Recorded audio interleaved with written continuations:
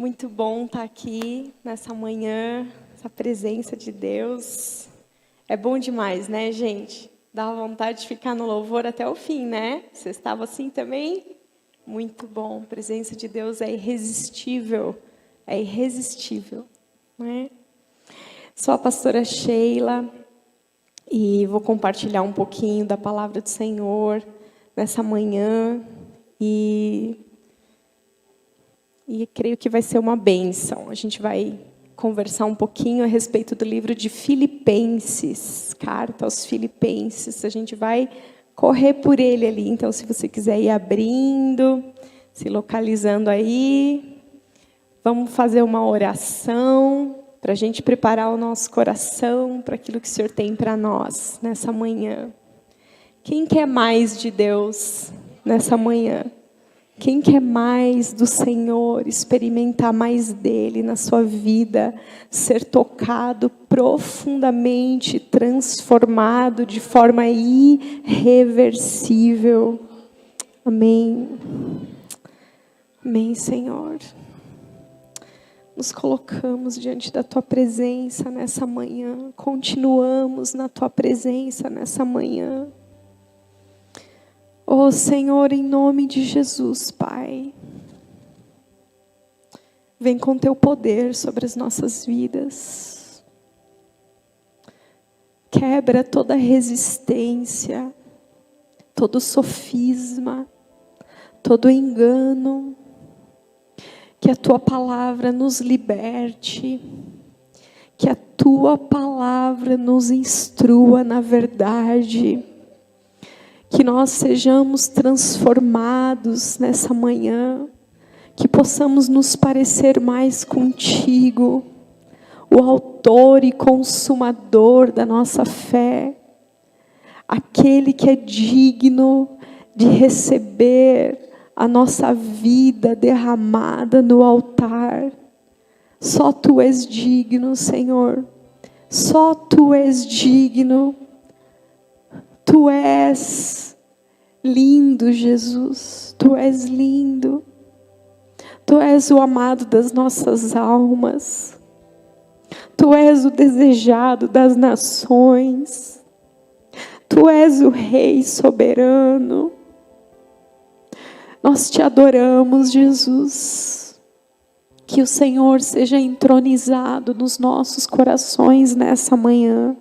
Em nome de Jesus. Amém. Amém. Então, amados, essa carta do apóstolo Paulo aos Filipenses é uma carta bem especial. É uma das mais íntimas que a gente vai encontrar. É uma das cartas da prisão, né? Que ele escreve quando ele está em Roma, quando ele está na prisão. Mas ele tem um relacionamento de longa data com os irmãos de Filipos, né? Há 10 anos antes dele escrever essa carta, ele foi parar lá, porque ele estava indo para um lugar, e aí ele tem um sonho, uma visão de um homem macedônio, dizendo, venha para cá nos ajudar, venha. E ele imediatamente arruma a sua mala, as suas coisas e vai para lá.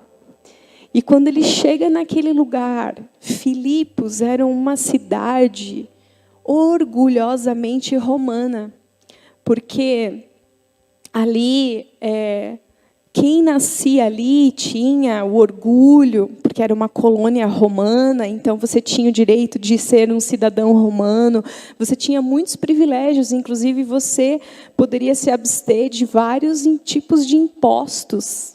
Então, para eles era um orgulho muito grande ser romano, e os romanos não gostavam muito dos judeus, porque, né, os judeus eles tinham o rei deles, e não o rei César, né?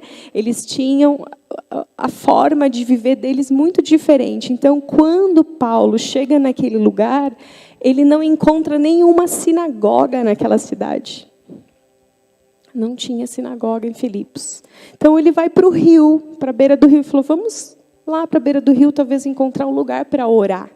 E é lá que ele encontra Lídia e outras irmãs, que era uma comerciante de tecidos luxuosos. Então, ali, ele encontra essa mulher, que ela era temente a Deus, a palavra diz que ela temia o Senhor, e ela, então, convida esses missionários para ficar na casa dela, né? Isso tudo você lê lá em Atos 16. E aí, depois desse episódio, eles estão ali naquela cidade pregando a palavra. Acontece que Paulo, ele vai orar e expulsar o demônio de uma serva, que esse demônio fazia ela prever o futuro, e os seus senhores ganhavam dinheiro com isso. E quando ele liberta essa mulher, e eles veem ali o fim da sua fonte de lucro, eles causam um tumulto e prendem o apóstolo Paulo e o seu companheiro, Silas. Aí, queridos, o que acontece? Depois a gente tem aquele texto incrível. Eu queria que vocês lessem rapidinho ali Atos, porque isso aconteceu nessa cidade, e é para esse povo que ele vai falar. Paulo e Silas ali na prisão, Atos 16, 25, pegue ali. Eles foram brutalmente açoitados, foram colocados no cárcere interno, presos a um tronco, e aí ali eles estavam revoltados e dizendo: Senhor, como que isso pode acontecer com a gente, se a gente veio aqui pregar a tua palavra e daí a gente passa por isso? Eles não estavam falando isso, né? Vamos ver o que eles estavam fazendo. 25, Atos 16, 25. Por volta da meia-noite, Paulo e Silas oravam e cantavam louvores a Deus.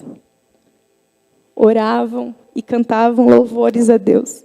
E os demais companheiros de prisão escutavam. De repente, sobreveio tamanho terremoto que sacudiu os alicerces da prisão. Todas as portas se abriram e as correntes de todos os presos se soltaram.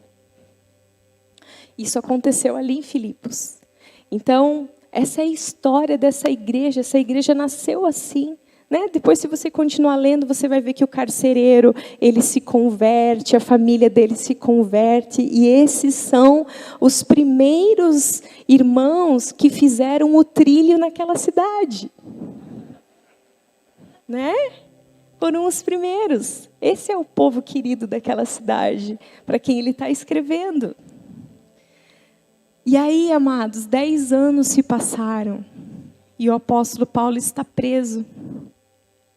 E a gente lê nas outras cartas que muitos o abandonaram, né? Alguém preso, você se relacionar com uma pessoa que está presa, vai tocar um pouco na tua reputação.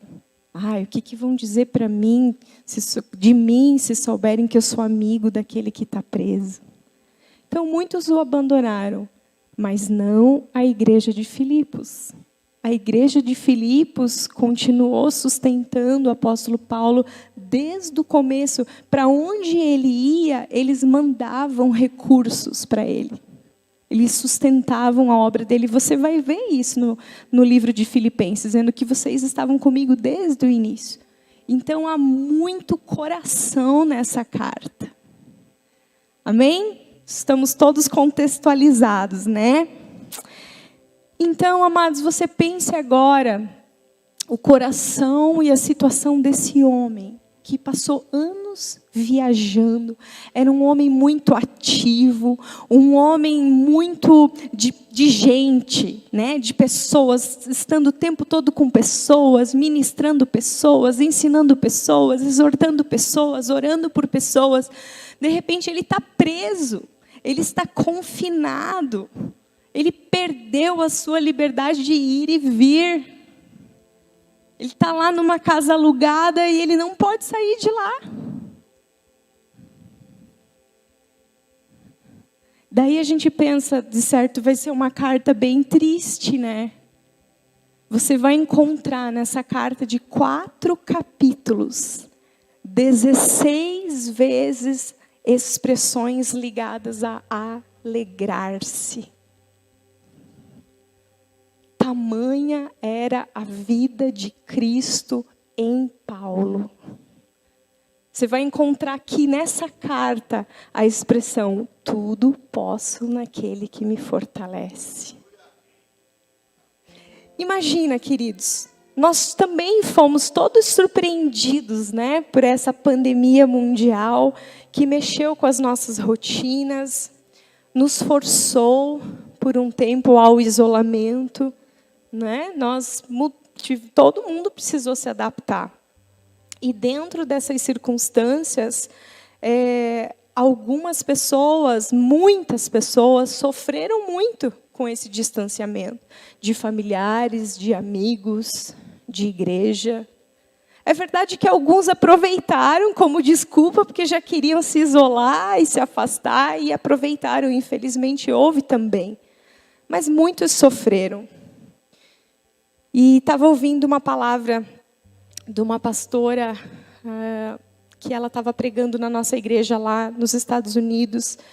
E ela menciona uma reportagem do New York Times falando sobre o languishing. E eu vou explicar um pouquinho para vocês, porque eu acho que isso é muito interessante para os dias que nós estamos vivendo. Deixa eu só fazer uma pergunta. Quem aqui pegou Covid pelo menos uma vez? Pode ser 3. Eu também peguei, o Edu pegou. Eu não sei se vocês experimentaram um estado de mente muito esquisito, estranho. Você não conseguia, uma dificuldade de se concentrar. E, de repente, você é tomado de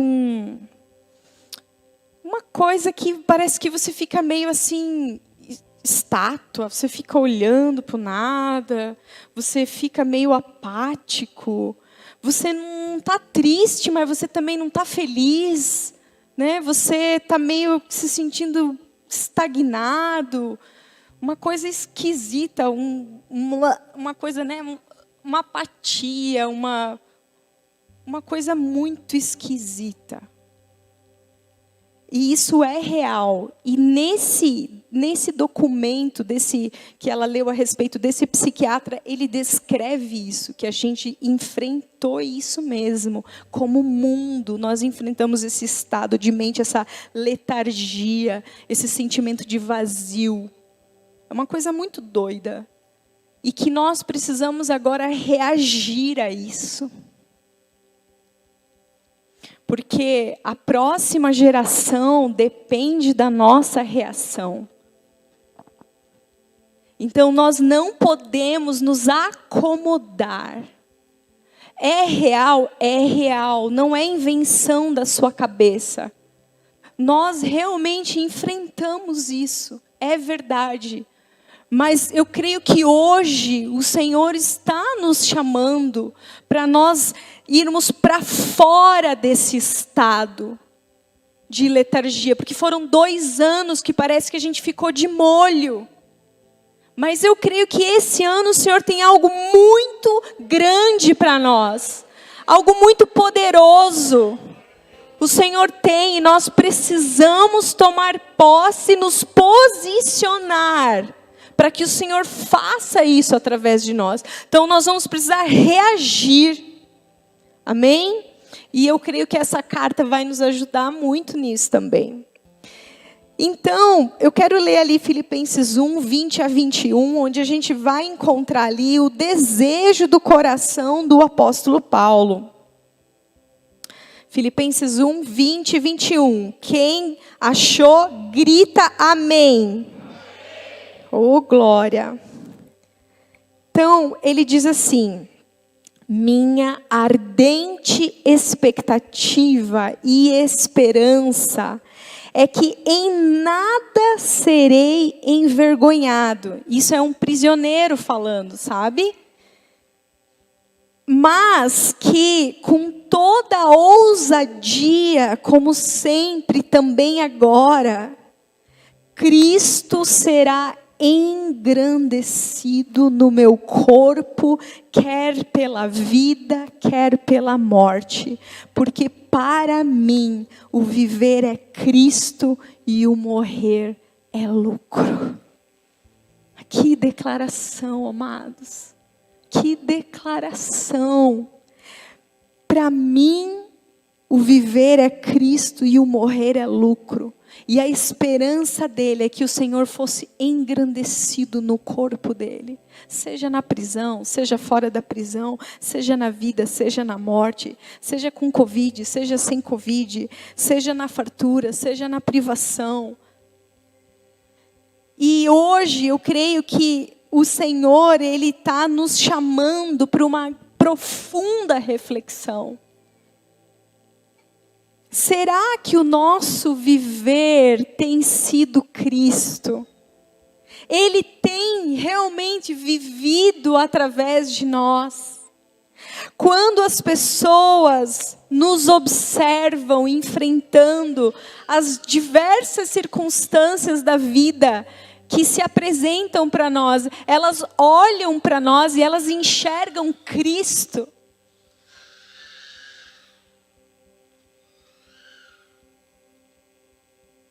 Como é? E aí eu quero que você avance um pouquinho ali no versículo 27. Diz assim: acima de tudo. Na NVI diz, não importa o que aconteça. Não importa o que aconteça. Porque a gente costuma usar as circunstâncias como desculpa, né? Não, eu estava correndo bem, mas daí aconteceu isso. Não, eu estava indo bem, eu até estava com uma boa disposição, mas daí aconteceu isso, mas...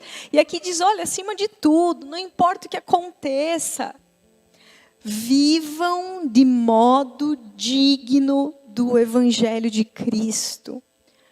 Para que... né? Ou eu indo aí para vê-los, ou estando ausentes, eu ouça, eu escute falar a respeito de vocês, que vocês estão como? Que vocês estão firmes. Firmes em um só espírito, como uma só alma, lutando juntos pela fé do Evangelho.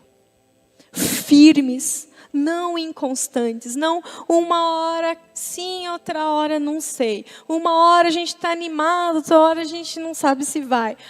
Não, estamos firmes, inabaláveis, unidos, como uma só alma. Passeando, não, lutando. Lutando juntos. É batalha, é luta, é esforço. Lutando juntos, não isoladamente, não cada um no seu cantinho, juntos. Juntos. Lutando pelo quê? Para que a gente consiga se dar bem na vida. Não, pela fé do Evangelho. Pelo reino, pelo Rei. Como nós temos corrido a nossa carreira. Hoje é um dia de reflexão. Será que nós nos encontramos assim, firmes, juntos, unidos, lutando pela fé do Evangelho? Estamos em um só espírito, em sintonia, desejando a mesma coisa, com o mesmo coração.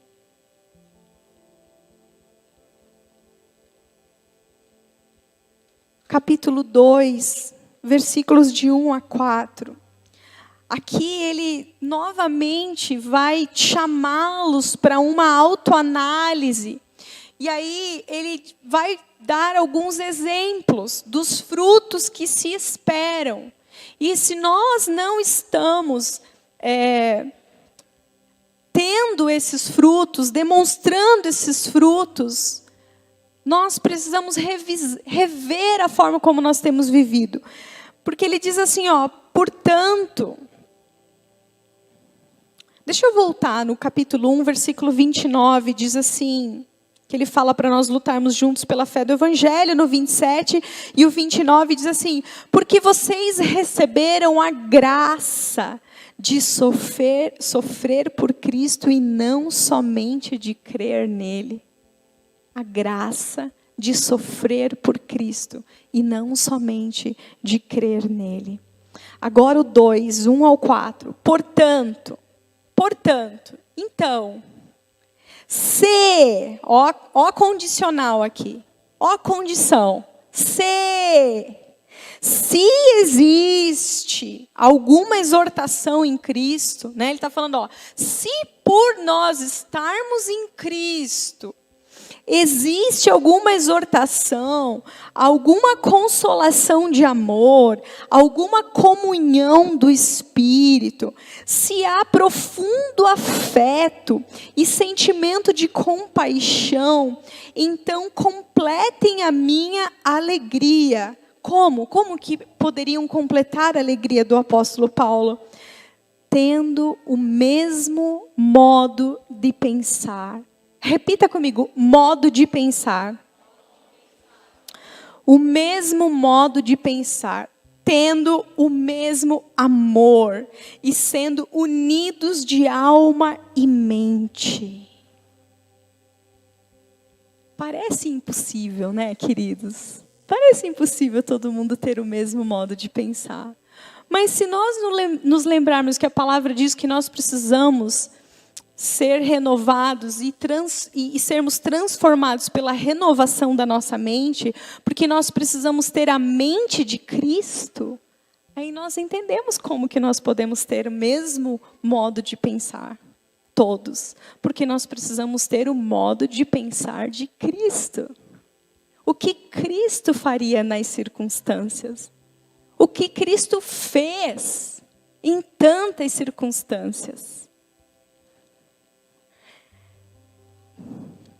Continuando, não façam nada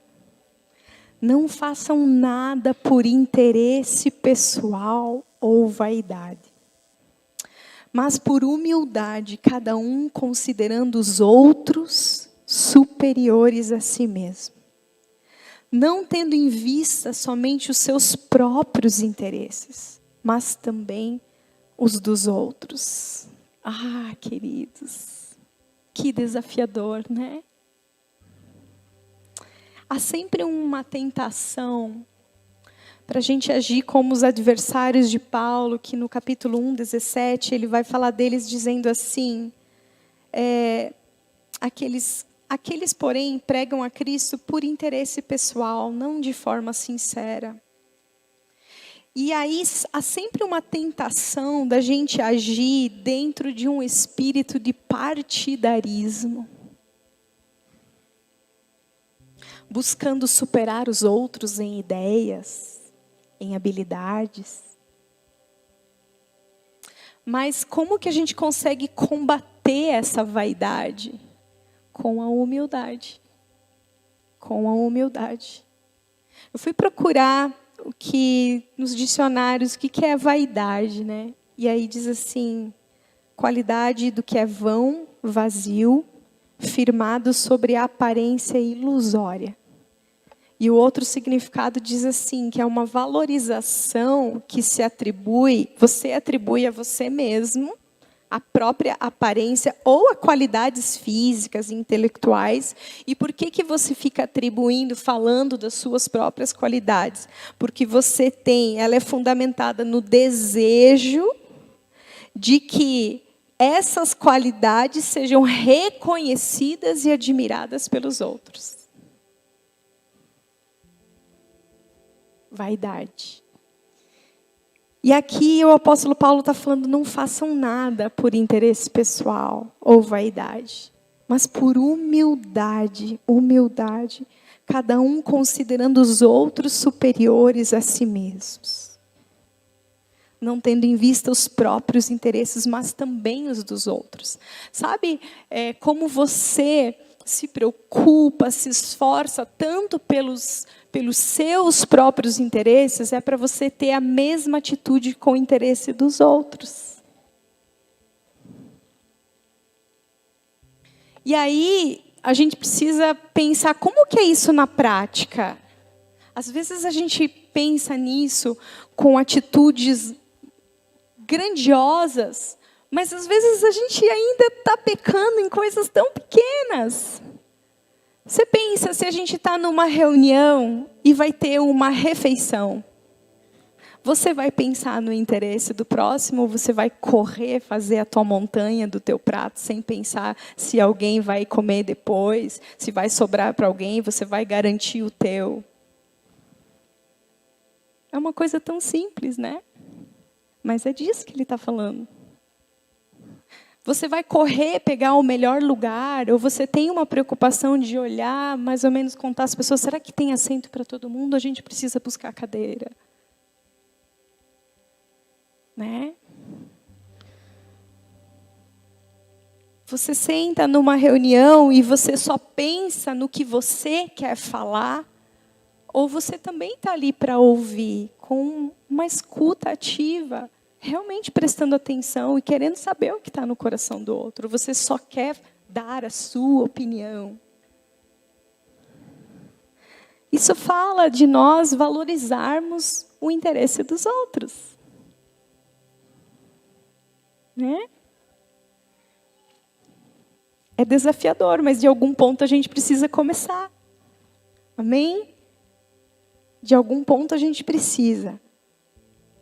E no serviço, quando a gente se reúne para prestar algum serviço, seja um evangelismo, seja um mutirão, seja você chega ali e você vai rapidinho pensando qual que é o trabalho mais fácil, para que você não fique com o pior, que se lasque quem tiver que fazer aquilo. Ou a gente vai pensar no interesse do próximo, não só no nosso. É disso que ele está falando. É desafiador, requer um amor, queridos. Um amor. E aí é incrível porque ele vai falar sobre... Por mais que pareça impossível, ele diz, olha, vamos falar sobre a realidade desse amor. Quero mostrar para vocês realmente o quanto isso existe. E aí ele começa a descrever o nosso referencial, Jesus. E aí nós entramos nesse texto incrível, acompanhe comigo, Filipenses 2, do 5 ao 8. Filipenses 2, do 5 a 8. Diz assim: tenham entre vocês o mesmo modo de pensar de Cristo Jesus, que, mesmo existindo na forma de Deus, não considerou o ser igual a Deus algo que deveria ser retido a qualquer custo. Pelo contrário, ele se esvaziou, assumindo a forma de servo, tornando-se semelhante aos seres humanos e reconhecido em figura humana. Ele se humilhou, tornando-se obediente até a morte e morte de cruz.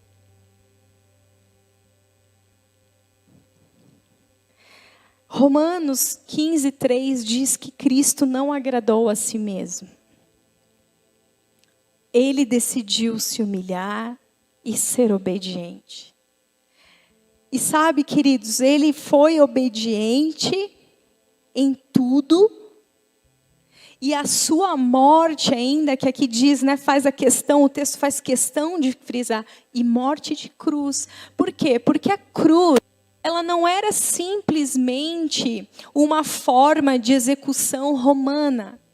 Ela era um ato de total humilhação. Era Roma dizendo, isso é o quanto nós desprezamos e rechaçamos esta pessoa.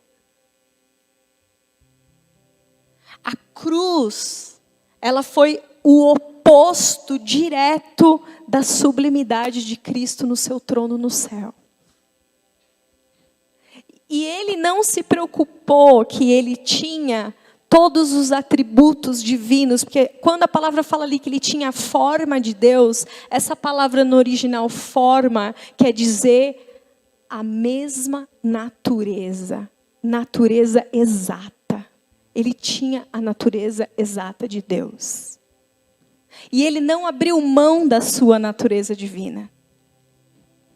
Ele não abriu mão. Não é que ele deixou de ser Deus. Não. Ele não se apegou a isso. Ele estava ali com todos os seus direitos, com todos os atributos da sua divindade, mas ele se humilhou e aceitou a forma que lhe foi proposta.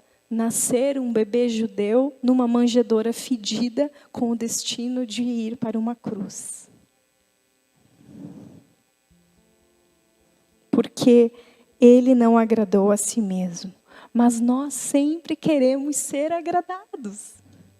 A gente sempre quer que a nossa vontade seja feita. Que seja do nosso jeito as coisas. E aqui o apóstolo Paulo nos propõe um caminho mais excelente. Ele fala, olha, nós precisamos mudar, olha, o modo de pensar tem que ser o modo de Cristo, que ele não se apegou ao fato dele ser Deus, mas ele se esvaziou. E isso que é incrível, porque para assumir a forma de servo, ele precisou se esvaziar. E muitas vezes nós não conseguimos assumir a forma de servo que o Senhor tem para nós, porque nós não aceitamos nos esvaziar. Nós nos apegamos a tantas coisas. Quem nós somos, a profissão que nós temos, a família que nós pertencemos, a reputação. Hoje, né, a gente vê tão fortemente a idolatria, a reputação. O que vão pensar de mim? O que pensariam do Filho de Deus naquela cruz? E aí vejam ali o versículo 9, começa de uma forma que diz assim, por isso, por causa disso, por essa razão, por esse motivo. Que motivo? Por ele ter tomado essa forma de servo, por ele ter se esvaziado, por ele ter se humilhado, também Deus o exaltou sobremaneira e lhe deu o nome que está acima de todo nome, para que o nome de Jesus se dobre todo joelho nos céus, na terra, debaixo da terra, e toda língua confesse que Jesus Cristo é o Senhor, para a glória de Deus Pai. Assim, meus amados irmãos, desenvolvam a sua salvação com temor e tremor. Deixa eu parar um pouquinho aqui. Quando ele diz por isso, ele está falando o motivo da exaltação de Jesus. Essa atitude que Jesus teve, ela foi a base para a exaltação dele. E nós queremos muitas vezes sermos reconhecidos, exaltados e elogiados sem termos passado por essa base. Do esvaziamento, da humilhação, do pensar no outro. Mas sabe, queridos, antes da exaltação vem a humilhação.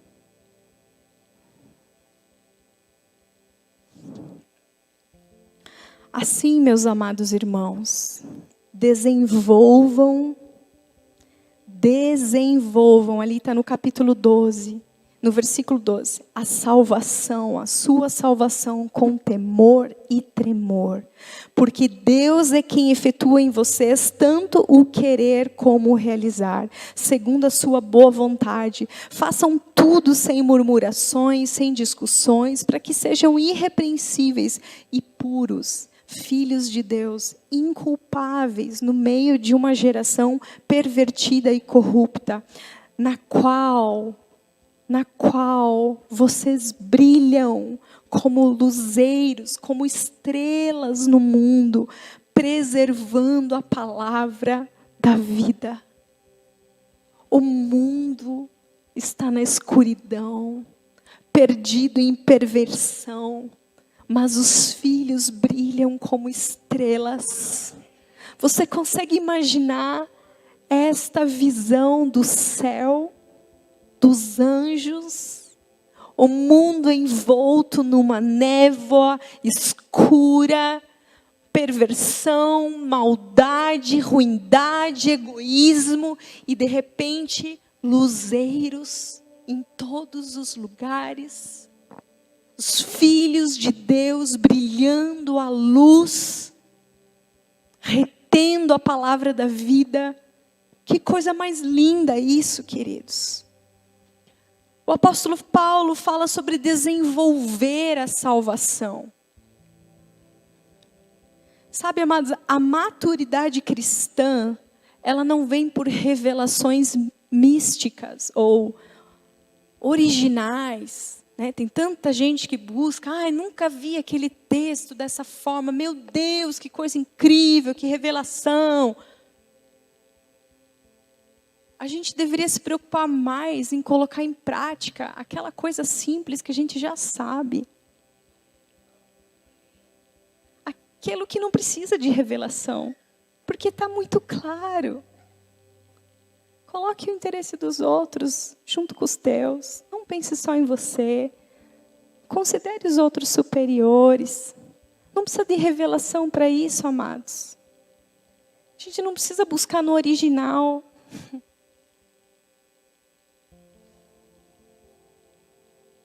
Maturidade é colocar em prática aquilo que a gente já sabe.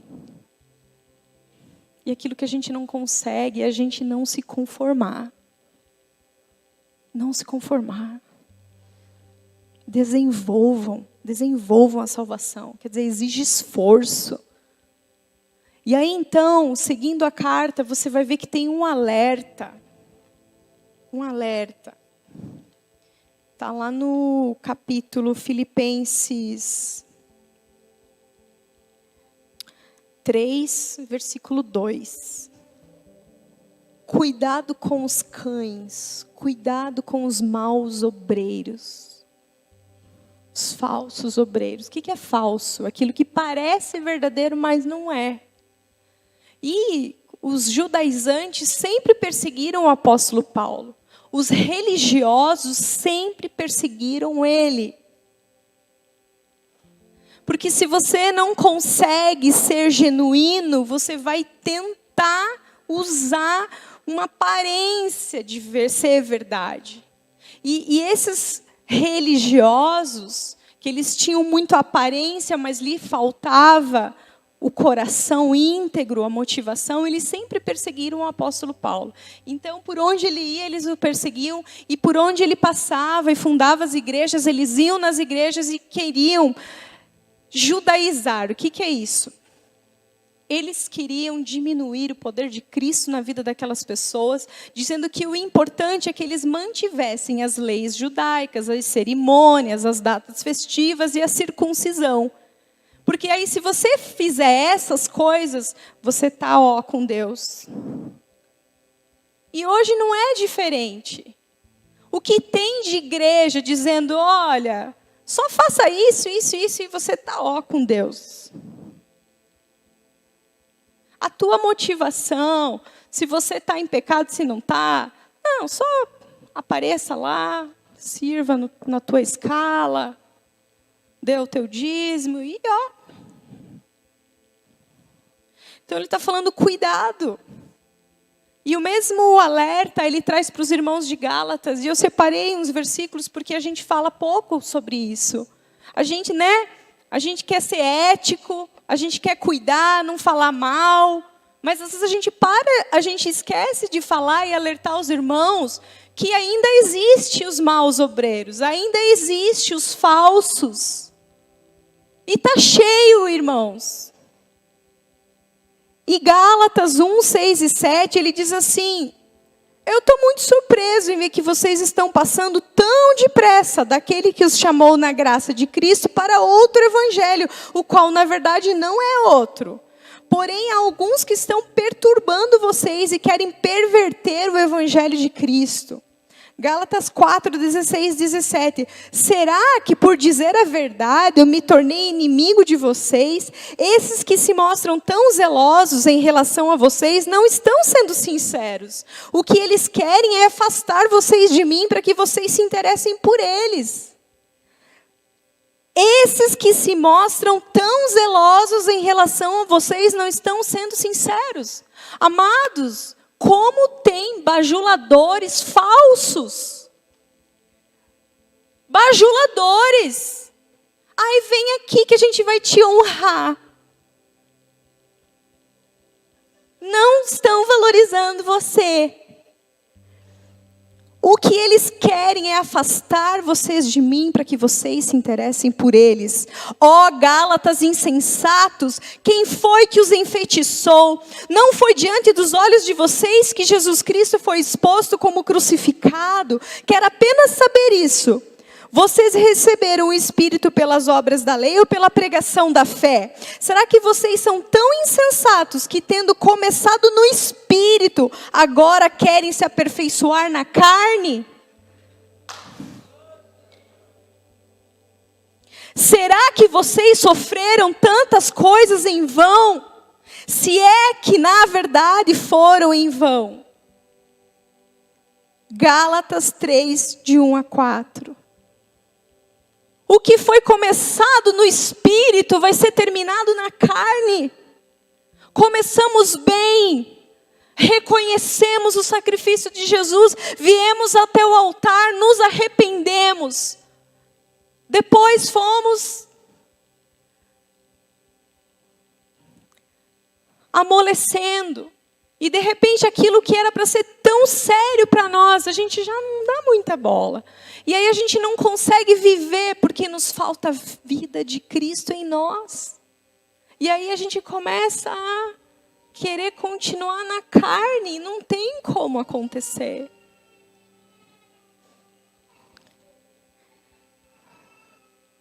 Ele continua então ali em Filipenses dizendo assim: cuidado com os maus obreiros, cuidado com a falsa circuncisão, porque nós é que somos a circuncisão, nós que adoramos a Deus no Espírito e nos gloriamos em Cristo Jesus em vez de confiarmos na carne. E aí ele vai falar que se algum religioso se gaba da circuncisão, ele falou, eu poderia me gabar muito mais, eu poderia me gloriar muito mais na carne. Ele começa a descrever, fui circuncidado ao 8º dia, eu sou hebreu dos hebreus, da tribo de Benjamim, quanto à lei irrepreensível, quanto à seita fariseu, a mais dura, a mais tradicional. E aí ele diz assim, mas quando eu encontrei a Cristo, Filipenses 3, mas o que para mim era lucro, isso considerei por perda por causa de Cristo. Na verdade, eu considerei tudo isso como perda. Tem versões que falam, tratei isso como esterco. Por causa da sublimidade do conhecimento de Cristo Jesus, meu Senhor. Por causa dele, eu perdi todas as coisas e as considero como lixo, para ganhar a Cristo e ser achado nele. Quer dizer, que as pessoas olhem para mim e vejam ele em mim, que eu estou nele. Não tendo justiça própria que procede da lei, mas aquela que é mediante a fé em Cristo, a justiça que procede de Deus baseado na fé. Baseado na fé. Queridos, a nossa vida tem que ser baseada na fé. As nossas escolhas, não importa quem está vendo, não importa se a gente está saindo ganhando, a gente faz e a gente toma aquela atitude por causa da fé. A gente fala, o Senhor está vendo. O Senhor está vendo, o Senhor sabe que é melhor assim. Poxa vida, eu vou sair no prejuízo nesse negócio aqui, mas tudo bem, Deus está vendo. Não posso fazer isso. Poxa vida, vai diminuir os meus lucros se eu trabalhar dessa forma. Mas por que você faz? Porque você é trouxa? Não, porque você tem fé. Porque você crê. que fazer o correto, agradar ao Senhor é mais importante. É pela fé.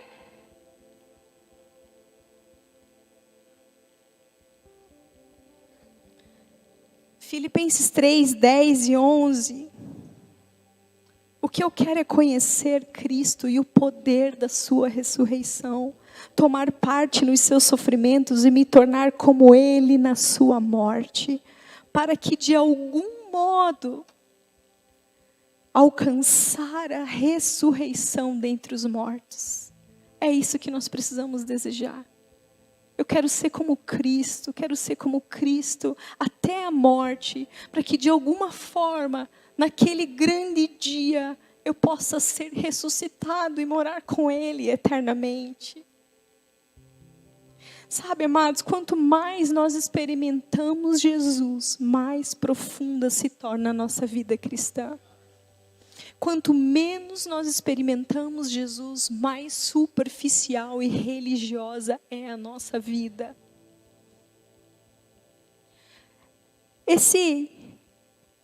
Considero tudo como perda pela sublimidade do conhecimento de Cristo, queridos. Esse conhecimento, ele não é um conhecimento racional, teórico. Ele é um conhecimento provado, experimentado. E eu te pergunto, você tem experimentado Cristo? Você tem experimentado Cristo?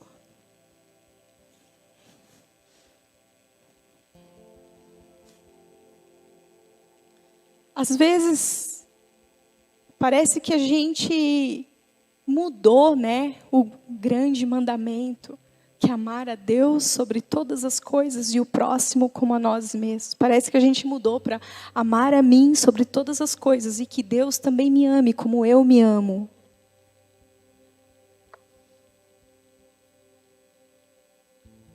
O que nós estamos fazendo?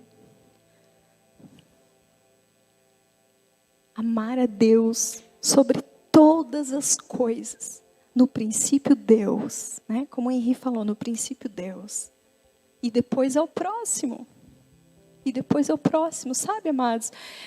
Eu estava orando e pensando, será por que tem tão poucos sinais, tão poucas maravilhas? Porque o dom é para o outro.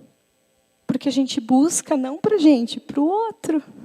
Mas a gente não quer saber do outro, a gente só quer saber da gente. Daí a gente não faz sinal nem maravilha.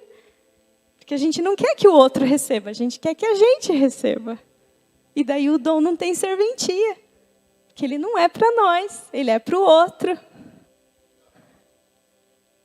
Se a gente lançar 2 cursos aqui, qual deles será que vai ter mais inscrição?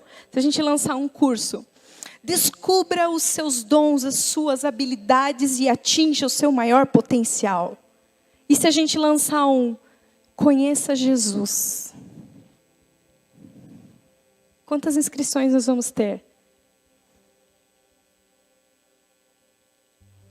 O que eu quero é conhecer a Cristo. O que eu quero é conhecer a Cristo.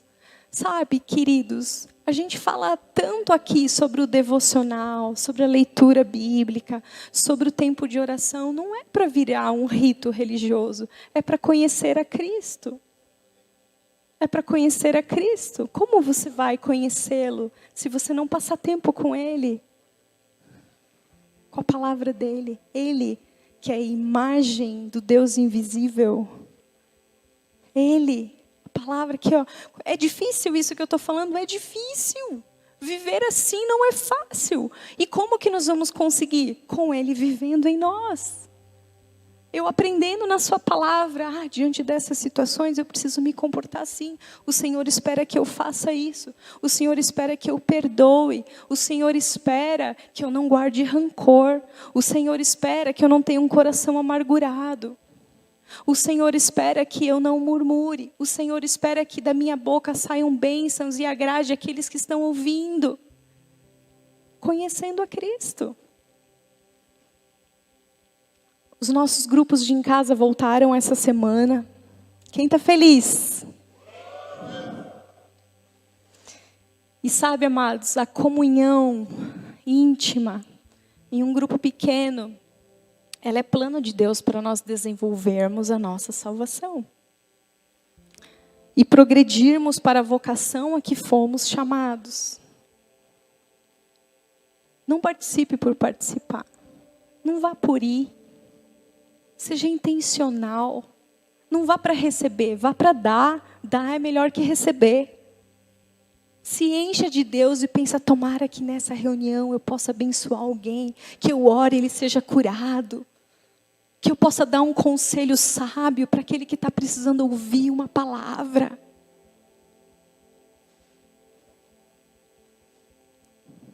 Aí, finalizando Filipenses 3, 12 e 16, para a gente encerrar, diz assim, Paulo falando, né? Será que ele já tinha alcançado tudo isso? Ele diz assim, olha, não que eu já tenha recebido isso, ou já tenha obtido a perfeição, mas eu prossigo, repete, prossigo para conquistar aquilo para o qual também fui conquistado por Cristo Jesus. Irmãos, quanto a mim, eu não julgo ao vê-lo alcançado, mas uma coisa eu faço, esquecendo-me das coisas que ficam para trás e avançando para as que estão diante de mim, eu prossigo para o alvo, para o prêmio da soberana vocação de Deus em Cristo Jesus. Todos, pois, que somos maduros, tenhamos este mesmo modo de pensar. E se em alguma coisa vocês pensam de modo diferente, também isso Deus revelará para vocês. Agora, seja como for, andemos de acordo com o que já alcançamos. Andemos de acordo com o que já alcançamos. Louvado seja o teu nome, Senhor. Andemos de acordo com o que alcançamos e busquemos aquilo que a gente ainda não alcançou. Não se conforme se você está sendo incomodado pelo Espírito Santo para você fazer algo que é muito difícil. Não se conforme. Busque, Senhor, me ajuda. A tua graça é uma graça capacitadora, é uma graça que vai me habilitar para cumprir isso daqui. Ele crê que nós conseguimos nele, estando nele. Amém, queridos? Vamos nos colocar de pé.